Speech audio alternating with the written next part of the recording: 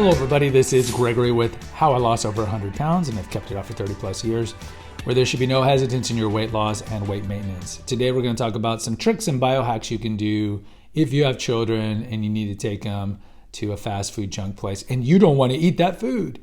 Now before we begin, if you need help with weight loss, especially from the psychological point of view, contact me through the Clarity FM link found here in the episode notes.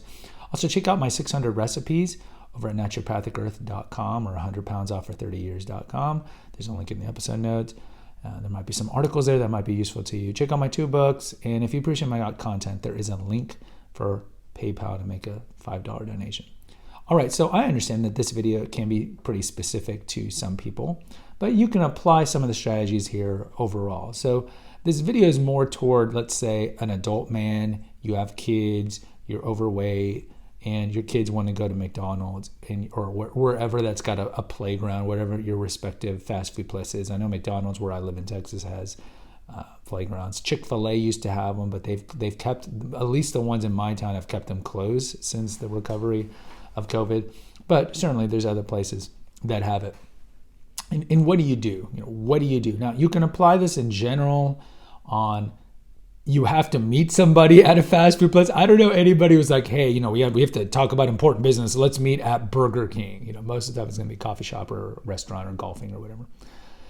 But if you're in this situation, what can you do? Now, I am in this situation, hence the genesis of this episode, because I get to see my kids on Wednesday evenings for meals, and they live a good 30 minutes from where I live, and I only have them for 2 hours, so I can't bring them back to my house. It's too much of a drive. So and they're still very young, so they tend to like McDonald's, or as I affectionately call it, McDevils to them, and I try to impart in them that the food there is really crappy. But I find it interesting because, I have a 5 and a 7 and a 9-year-old, and those are 2 girls and a boy in that group.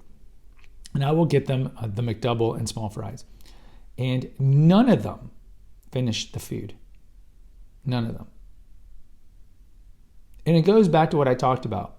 They have a regular view of food. I'm hungry. I'll eat until I'm no longer hungry. I walk away.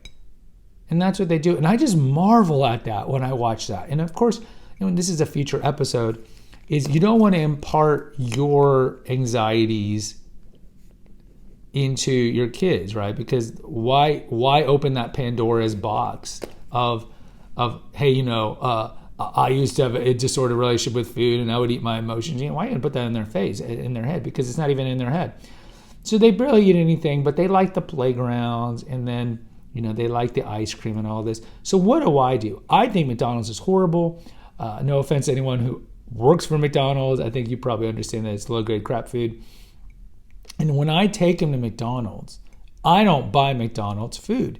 For 2 reasons. Their food is typically high caloric, low nutritious food, and it just makes me sick. I could literally eat, let's say, a cheeseburger, and I get sick. And you've seen the documentary Super Size Me. You've seen Spurlock. He does these little tests where he puts French fries. I remember when he put a burger, like a McDonald's burger, a burger made at home, a burger made from the local burger place that was like Ma Pa, and he puts them in a canister, a glass canister, and then he checks on them every week. And the homegrown ones and the one made at the house are decaying and molding, but the McDonald's burgers are not.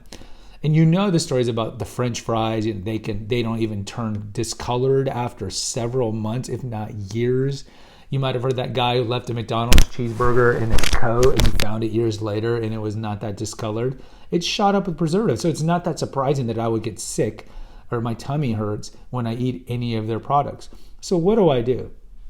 I bring in food from another place. I bring in either, whether it be Chipotle, I like Chipotle because Chipotle does use organic foods and stuff like that. So I tend to get Chipotle or anything that is remotely healthier, salads from a salad place, any of these things like that. And I just bring them in. And I've never been told anything about bringing it in because I am spending money on their food.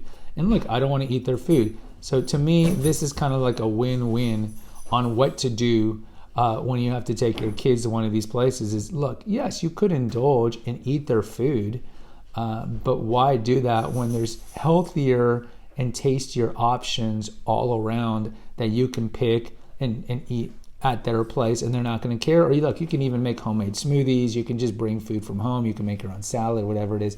And I would do that. And look, I know you're tempted after the kids go to the playground and you see their leftover food, their half cheeseburgers there. Best thing to do is if you know they're not going to eat it, just throw it away. Just throw it away. Don't even think, because the more you look at it, the more you're going to want to eat it. You're going to go, that looks good. And then, of course, like with a lot of disordered eating or overeating, you're going to regret doing that 1 minute of bliss eating that when you could just thrown it away. So those are my tips for you. Guys, post in the comments. Let me know if you've ever experienced this. If you have other tips, hit the notification, subscribe, and share button. Until next time, take care, God bless, and pray.